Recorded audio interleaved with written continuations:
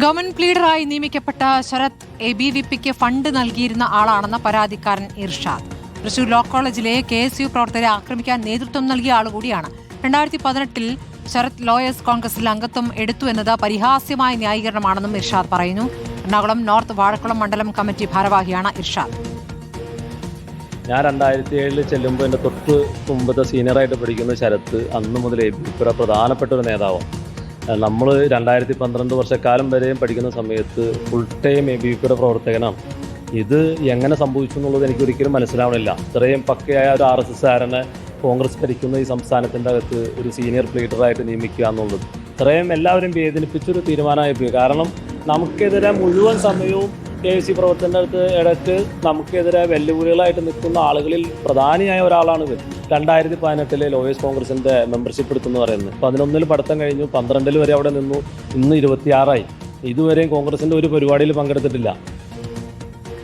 Nitin Xavier വിവരങ്ങളുമായി. നിതിൻ, ഈ government pleader നിയമനത്തിൽ വീണ്ടും വിവാദം വന്നിരിക്കുന്നു. ഇപ്പോൾ ഇതൊരു ABVPക്കാരനെ ആണ് ഇപ്പോൾ പ്ലീഡറാക്കിയത് എന്നുള്ള പരാതി ഉയർന്നിരിക്കുകയാണ്. ഇർഷാദ് ഇപ്പോൾ ഈ എറണാകുളം നോർത്ത് വാഴക്കുളം മണ്ഡലം കമ്മിറ്റി ഭാരവാഹിയാണ്. ഇർഷാദ്, ആർക്കാണ് പരാതി നൽകിയിരിക്കുന്നത്?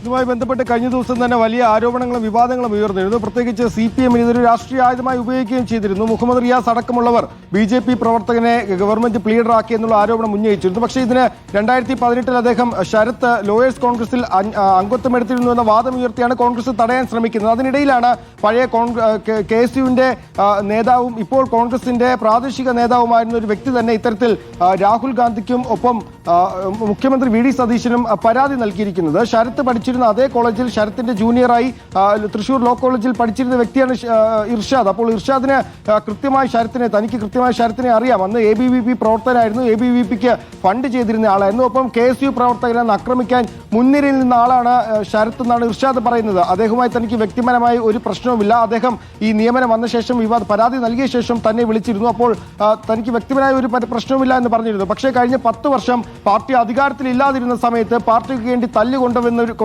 കൊണ്ടുവരും, ഒപ്പം പാർട്ടിക്ക് വേണ്ടി തെരുവിലിറങ്ങിയവരുമുണ്ട്. അവരെയൊക്കെ മാറ്റി നിർത്തിക്കൊണ്ട് ഇത്തരത്തിൽ ശരത്തിനെ പോലുള്ളവരെ മുന്നോട്ട് കൊണ്ടുവരുന്ന അല്ലെങ്കിൽ അവർക്ക് പ്രധാനപ്പെട്ട പദവികൾ നൽകുന്നത് ഒരിക്കലും അംഗീകരിക്കാനാവില്ല എന്നാണ് പറയുന്നത്. ഇതിൽ നിയമസഭയിലും മന്ത്രിസഭയിലും ഒക്കെ തന്നെ തന്റെ സഹപാഠികളായിരുന്നവർ ഈ ലോ കോളേജിൽ പഠിച്ചിറങ്ങിയവർ തന്നെയുണ്ട്. ശരത്തിനെ വ്യക്തമായി അറിയുന്നവരുണ്ട്. അങ്ങനെയുള്ളപ്പോഴും ശരത്തിന് എങ്ങനെയാണ് നിയമനം കിട്ടിയതെന്ന് തനിക്കറിയില്ല എന്നാണ് ഇർഷാദ് പറയുന്നത്. ശരത്തിനെ പറ്റി വ്യക്തമായി നേരത്തെ തന്നെ ഞാൻ പറഞ്ഞിരുന്നു. ഈ പരാതി നൽകിയതിന് മുമ്പും മുതിർന്ന നേതാക്കളുമായി സംസാരിച്ചിരുന്നു. അപ്പോഴൊക്കെ പുനഃപരിശോധന നടത്താമെന്നാണ് അവർ ഉറപ്പ് നൽകിയിരുന്നു എന്നാണ് ശരത്ത് പറയുന്നത്. ഏതായാലും കഴിഞ്ഞ ദിവസമാണ് രാഹുൽ ഗാന്ധിക്കും ഒപ്പം മുഖ്യമന്ത്രി VD സതീശനും ശരത്ത് പരാതി നൽകിയിരിക്കുന്നത്. തന്റെ പരാതിയിൽ ഒരു പുനഃപരിശോധന വരുമെന്നും ശരത്തിന്റെ നിയമനം റദ്ദാക്കുമെന്നാണ് പ്രതീക്ഷയെന്നാണ് അദ്ദേഹം പറയുന്നത്. മറ്റൊരു കാര്യം ഇർഷാദ് മാത്രമാണോ പ്രതികരണമായി രംഗത്ത് വന്നിട്ടുള്ളത്? ഇതിലൊരു വലിയ പ്രതിഷേധമായി ഇത് ഉയരുന്നുണ്ടോ? അങ്ങനെയെങ്കിൽ ഈ ജില്ലയിലെ മറ്റു കോൺഗ്രസ് നേതാക്കൾ ഈ വിഷയത്തിൽ എങ്ങനെയാണ് പ്രതികരിക്കുന്നത്?